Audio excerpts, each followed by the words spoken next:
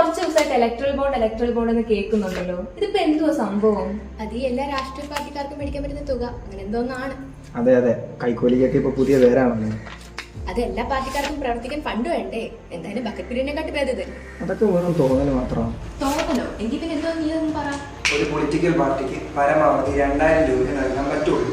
അതിൽ കൂടുതൽ വേണമെങ്കിൽ അത് ഇലക്ട്രൽ ബോണ്ട് വഴിയാണ് നൽകുന്നത്. അതിന്റെ ട്രാൻസാക്ഷൻ മറ്റു കാര്യങ്ങളെല്ലാം SBI വഴിയാണ് നടത്തുന്നത്. അപ്പൊ നമ്മളെപ്പോലെ ഈ സാധാരണക്കാർക്ക് ഇലക്ട്രൽ ബോണ്ട് കൈപ്പറ്റാൻ പറ്റുമോ?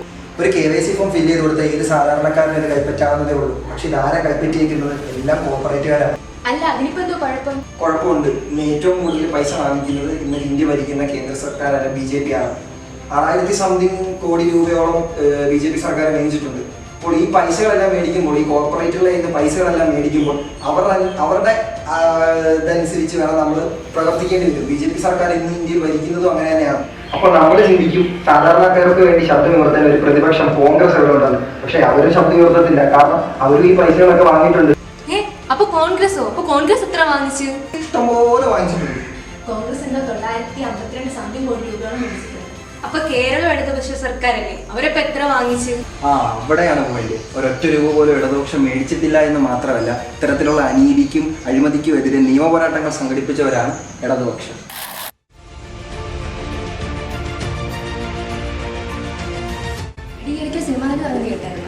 മോദി സർക്കാർ സ്ത്രീകൾക്ക് വേണ്ടി ചെയ്യുന്ന നല്ല കാര്യങ്ങളെ പറ്റി. അതെ, മോദി സർക്കാരിന്റെ സ്ത്രീ സുരക്ഷയെ പറ്റി കുറെ കേട്ടതാ. നമ്മൾ മണിപ്പൂരിലെ കാര്യമൊക്കെ കണ്ടേയല്ലേ? മണിപ്പൂരിന്റെ കാര്യം മാത്രമാണോ? ഇവിടെ കിട്ടിയ സ്വാതന്ത്ര്യം വേണമെന്ന് പറഞ്ഞ സ്ത്രീകൾ തിരകളറിയ സമയത്ത് തന്നെയാണ് നമ്മളൊക്കെ പരിപാലനം എന്ന് പറഞ്ഞ 50 നാളിൽ വെച്ച് 7-8 വയസ്സ് മാത്രം വരുന്ന കൊച്ചു കുഞ്ഞിനെ പീഡിപ്പിച്ചു കൊന്നത്. അത് ഇതിനൊക്കെ തന്നെ ഈ BJP. അതെ, മോദിയുടെ ഒരു സ്ത്രീ സുരക്ഷയും ഗ്യാരണ്ടിയും.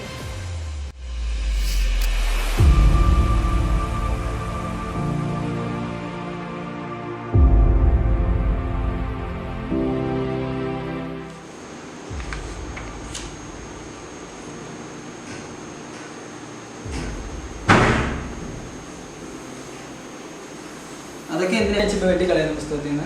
ഈ പാഠഭാഗങ്ങളൊക്കെ നിങ്ങളുടെ ചരിത്രത്തിൽ നിന്ന് വെട്ടിമാറ്റിയിട്ടാണ്. അല്ല, നമ്മുടെ ചരിത്രങ്ങളൊക്കെ നമ്മൾ അറിഞ്ഞിരിക്കേണ്ടതല്ല. അതൊക്കെ എന്തിനാണ് വെട്ടിക്കളയും? റീസെന്റ് NCERT ബേസ് ചെയ്ത് വന്ന വാർത്തകളൊന്നും നീ കാണുന്നില്ലേ? വാർത്തകളൊക്കെ പല രാജ്യങ്ങളിലെ അതിപ്പോ ഡാർവിന്റെ പരിണാമ സിദ്ധാന്തം, മുഗൾ എംപയർ, അതേപോലെ ഗാന്ധിവധം, ഇപ്പം ബാബരി മസ്ജിദ് പൊളിച്ചത് വരെ നീക്കം ചെയ്തിട്ടുണ്ട്. വെട്ടിമാറ്റുന്നത് മാത്രമല്ല, രാമക്ഷേത്ര നിർമ്മാണം ഉൾപ്പെടുത്തിയിട്ടുണ്ട്. ഇതിപ്പോ മുസ്ലിം ഭരണകാലങ്ങളെ സംബന്ധിച്ചുള്ളതും വെട്ടിമാറ്റി, ഗാന്ധിയെ കൊന്നതാണെന്നും ബാബരി മസ്ജിദ് പൊളിച്ചതാണെന്നും ഉള്ളതും വെട്ടിമാറ്റി നമ്മുടെയൊക്കെ പാഠപുസ്തകങ്ങളിൽ ഒരു ഹിന്ദുത്വ വർഗീയ അജണ്ട നടപ്പിലാക്കാനാണല്ലോ ഇവരുടെയൊക്കെ ശ്രമം. പക്ഷേ ഈ വർഗീയ അജണ്ട ഇവിടെ നടപ്പിലാക്കില്ലെന്ന് പ്രഖ്യാപിച്ച് നീക്കം ചെയ്ത പാഠഭാഗങ്ങളെല്ലാം ഉൾക്കൊള്ളിച്ചുകൊണ്ട് കേരള സർക്കാർ ഒരു പുതിയ പുസ്തകം തന്നെ തയ്യാറാക്കി.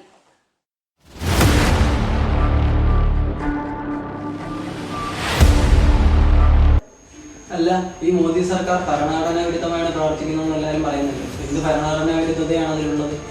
ഒരു മതേതര രാജ്യത്ത് അതിന്റെ ഭരണകൂടം മതം പറയുന്നതിൽ പരം ഭരണഘടനാ വിരുദ്ധത വേറെ ഒന്നുമില്ല. മതം പറഞ്ഞ് കലാപം സൃഷ്ടിക്കുന്നതും ഇഷ്ടമുള്ള ഭക്ഷണം കഴിച്ചതിന്റെ പേരിൽ കൊല ചെയ്യപ്പെടുന്നതും വിശ്വസിക്കാനും വിശ്വസിക്കാതിരിക്കാനും സ്വാതന്ത്ര്യമുള്ള ഈ രാജ്യത്ത് അതിനെ അനുവദിക്കാതിരിക്കുന്നതും പൗരത്വം മതാടിസ്ഥാനത്തിൽ നൽകുന്നതും പാഠപുസ്തകത്തിൽ വർഗീയത കലർത്തുന്നതും ഇതെല്ലാം ഭരണഘടന വിരുദ്ധത തന്നെയാണ്.